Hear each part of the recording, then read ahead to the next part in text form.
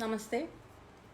I'm Jayapalashrianil from Samskaar Healing, and I'm here today talking about Samskaar. I hope you all are doing fine. And before I start the talk, I would first like to thank you all for the beautiful comments and responses that I have been receiving for my earlier videos. I'm truly grateful and honored that each one of you taking out time. And the responses have come in various ways. It is coming via someone else, and directly the message is coming to me. But nevertheless, I'm so happy and grateful that the videos you are watching, you're taking out time through your busy schedules, and I'm truly grateful and honored that you are watching and also getting back to me with feedback no matter what it is. I truly love it. Thank you. I'm really humbled and honored. Now, coming to the point, today I'm talking about Samskaar. I'm talking about the importance of it and what is Samskaar. So, before I start the conversation, the irony of it is my center's name is Samskara, which also means rites of passage, and today I'm talking about it. And being a life coach too, I felt that what better way to start the conversation than talk about my own experiences of life and my own rites of passage. So we all go through various rites of passages in our life, and we go through various steps. Through every transition, there is a rites of passage happening to us. So it is up to us whether we want to rejoice with it and acknowledge it, or we do not want to acknowledge it. But it's completely up to you, and the choice is which is up with you. We go through the transition of being a child, and we have grandparents. We're a grandchild. We are a child. We become a sibling, a brother or sister. We have cousins. So everything, there is a kind of a relationship, and there is a kind of rites of passage happening. And with time it grows, and then we have friends, then we get married, we have a spouse and in-laws, and then we have children, and then we become a parent, then we become a grandparent. And it keeps moving on. We become an in-law, and then we become a grandparent. Every step, an important milestone, is a rites of passage which happens to us. Some of it is celebrated with joy, while some is not. But nevertheless, it is important that we mark these milestones, because it's important milestones of our life and the journey of our life on this planet. So when I started talking about this, I would like to talk about my own milestones of life.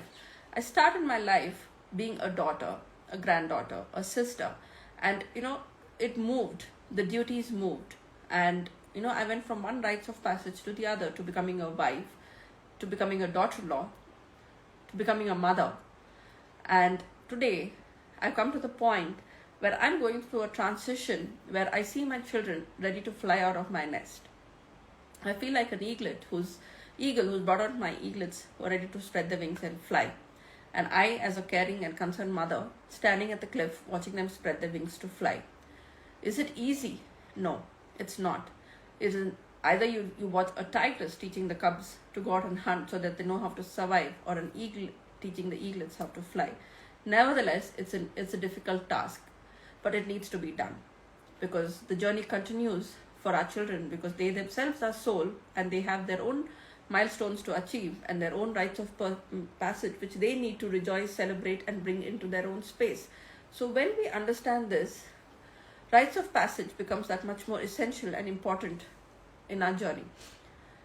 So as I start speaking about rites of passage, and I'm speaking about these kind of aspects which is very important for us on the journey of our life when we move forward. So for me, the rites of passage which I'm going through right now, which I would like to show light on, is, as I said, that my children are ready to move forward. So it is a phase where I want to spend time by myself doing things that I love to do, which is work on my path of spirituality, enhance my spiritual awareness, spend time on self-realization, which is my own rites of passage, which I'm going to be putting in more effort and time. At the same time, I'm in the process where I'm detaching from holding on to my children and giving the reins to them so that they can live and explore their own life with their own choices. Is it easy for me to do? No. But is this part of the journey? Yes. Either ways, they're going to do it.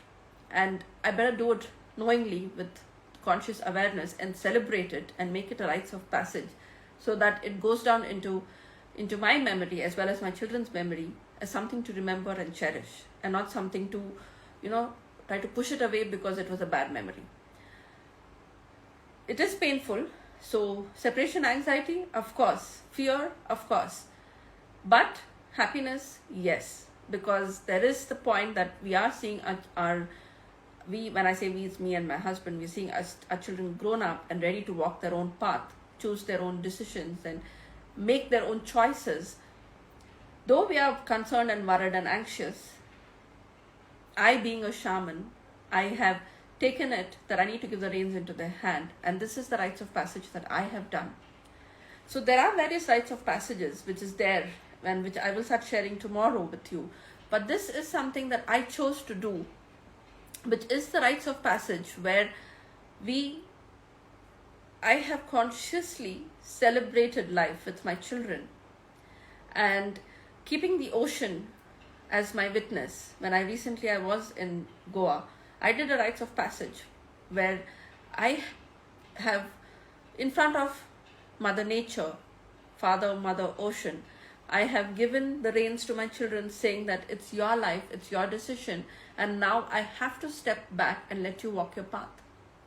It is going to be lonely for me because for the last 22 years or 21 years, I have lived for my children. My life was evolving around them, and today I'm just opening the door, giving the reins in their hand, and I'm just losing everything that I had in my space, which I knew I could control. But I trust the universe, and that's why I did this rites of passage so beautifully. I didn't do any elaborate ceremony, if you want to ask me if I did something. No, but it was me, the ocean, and there was my one son. And I did it, and I did give my thing, saying that, I said, I'm sitting here, the universe is my witness.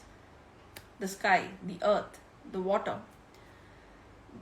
everything is witnessing me, and I accept this is my rites of passage, and I have to let go. I have to let my sons move forward.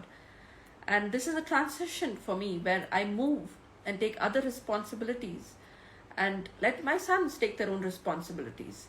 It's a beautiful transition that has happened to me, and trust me when I say it. And I'm very happy to share it with you all. And I wanted to start this conversation with talking about my own rites of passage that I have done, which is a Samskara, and very to the name of my institute, which says Samskara Healing.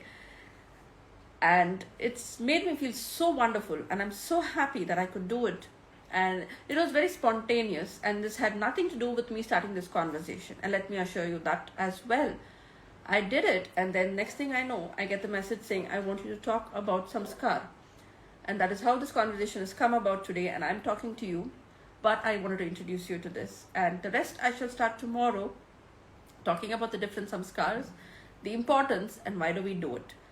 So until then, thank you for watching, thank you for being part of it, and sending you all lots of love and light.